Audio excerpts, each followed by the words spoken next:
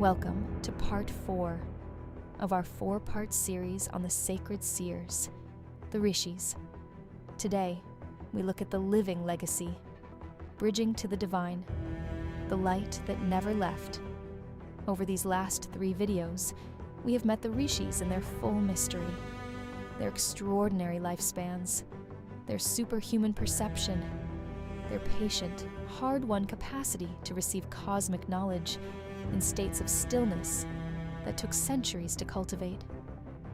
We have understood what Jyotish is and why it is called the eye of the Vedas. Now we come to the question that perhaps matters most of all.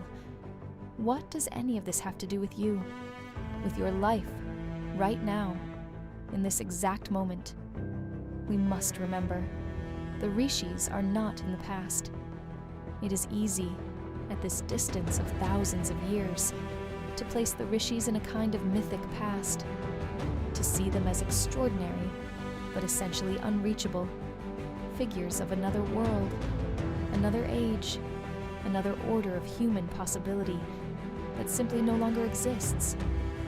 But the tradition itself resists this. It insists upon something far more radical. The Rishis are not in the past. They never left. The tradition holds that certain Rishis exist still, in subtle or physical form, in dimensions of reality that interpenetrate our own, not as ghosts or relics of another age, as living presences, beings whose consciousness has so thoroughly transcended the ordinary cycles of birth and death that they move through time differently to how we do.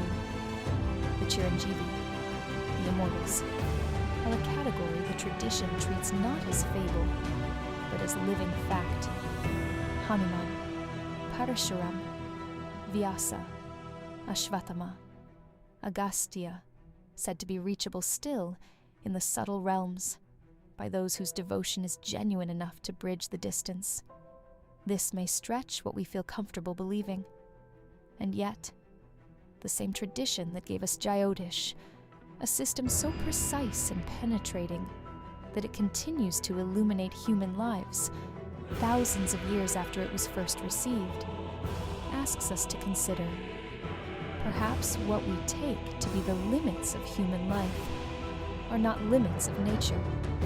They are simply the limits of this particular age, a time of contraction and forgetting, from which, the tradition tells us, we are now beginning to emerge. The living thread, the Saptarishis, circle the pole star in the body of the night sky. Their names are carried in the gotras, the lineages, the families across the Indian subcontinent and beyond. The knowledge they received is alive in every mantra that is chanted, every chart that is cast, every moment of genuine self-inquiry in which a human being pauses and asks the real question, why am I here? What did I come to learn? What does my soul want? When we practice Jyotish, when we sit with a chart and ask what the planetary configurations at a person's moment of birth reveal about their soul's journey, we are participating in a lineage that stretches back to those who sat by firelight under the ancient sky and listened for cosmic order. We are not the originators of this. We are the inheritors, and there is a responsibility in that, a sacred trust. The Rishis were not interested in astrology as entertainment or as a system for predicting the surface events of ordinary life. They were interested in Dharma, in the soul's path, in the laws that govern consciousness itself as it moves through lifetime after lifetime, gathering experience, working through karma, slowly moving toward liberation. Jyotish was their gift to support that journey, a map drawn not on paper, but written in the sky, visible to anyone who learns to read it, offering not the cold determinism of fate, but the warm intelligence of understanding. This is what you carry.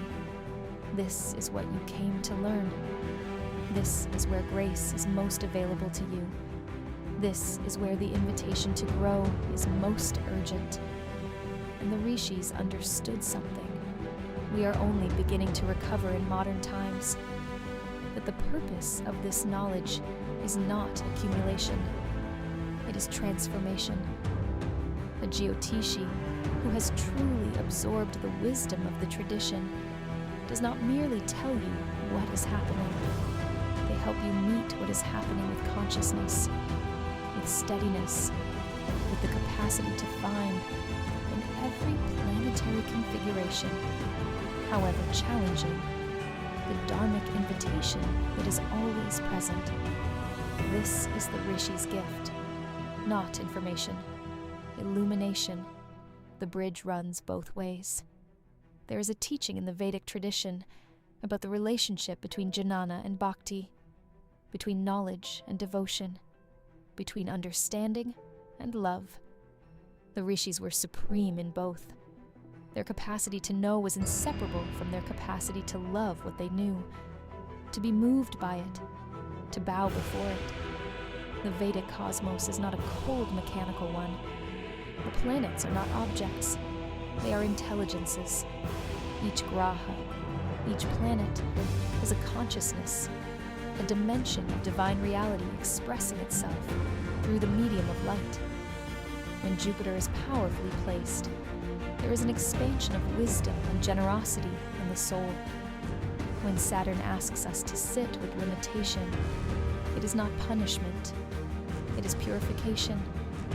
When Ketu removes what we thought we needed, it is making space for what the soul actually came here to find.